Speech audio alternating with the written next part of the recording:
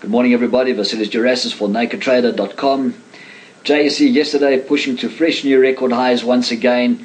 We saw it carrying through some of that momentum from last week's strong rally, and with the lack of any major news coming out of the Eurozone, that certainly helped our market continue with that momentum. And we saw at the close our Aussie was up 0.64% higher to close at 35,469 points, a record close as I mentioned.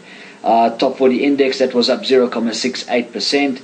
Our gold index was higher, just over 1.3% on the close. Our gold counters continue to move higher on firmer bullion prices and of course on the hopes that the Fed adds more stimulus. Our local currency, fairly lackluster day for our rand. That was hovering at around about the 8.14 mark to the US dollar, and this was really on the back of a firmer euro dollar. We saw the euro dollar trading at around about the 1.24 mark yesterday. European markets, they were also trading higher. Thin economic calendar yesterday, no major news coming out of the Eurozone. So with the lack of any potential bad news to deter those markets, we saw them carrying through some of that momentum too. Greece and its international partners, international lending partners, they were holding talks. Those talks were also deemed positive and helping the Eurozone, no doubt. If we look at some of our local equities, some of our biggest movers yesterday, the trading day dominated by Richemont. That was up just over 6.3% to close at 49.90. Did trade and touched a bit higher during the day, but closed eventually at 49.19, pulling back from its highs. AngloGold Ashanti, that was up 1.54% yesterday to close at 281 Rand and 76 cents. And this was after the gold producer reported adjusted headline earnings per share of 65 US cents for the quarter ended in June.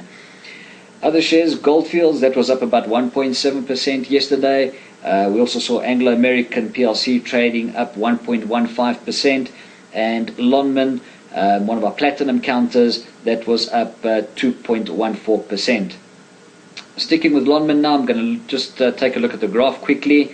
This is a graph, I must just emphasize, not for your day traders, more for your medium to longer term investors.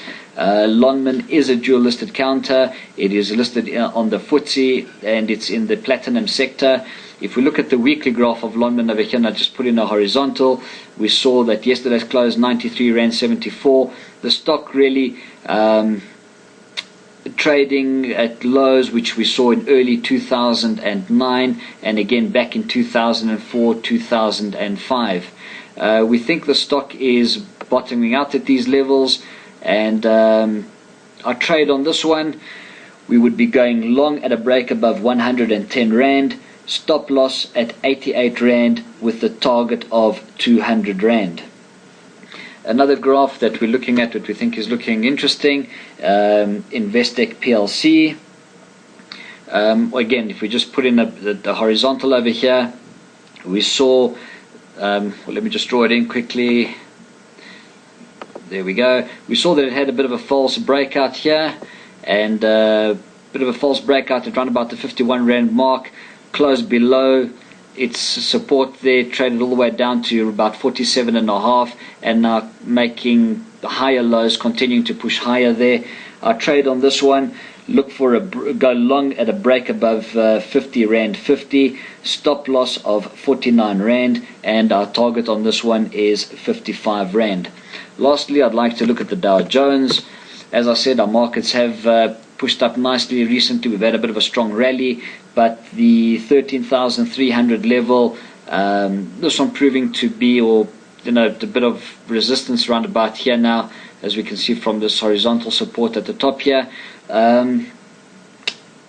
Like I said, even though we've had a nice little rally going into this week, I think maybe the markets now, there has to be some kind of profit taking coming in, and I think our markets are poised for a bit of a breather. On the Dow, our strategy on this one is to go short at around about 13,275. Our stop loss on this one will be 13,350, and our target price on the downside 12,900 points. This is Vasilis Gerasis for Trader24.